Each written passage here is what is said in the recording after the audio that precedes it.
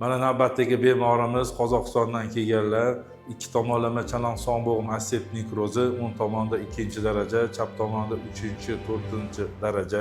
Ko'pchilik vrachlar endi protezni taklif qilishgan.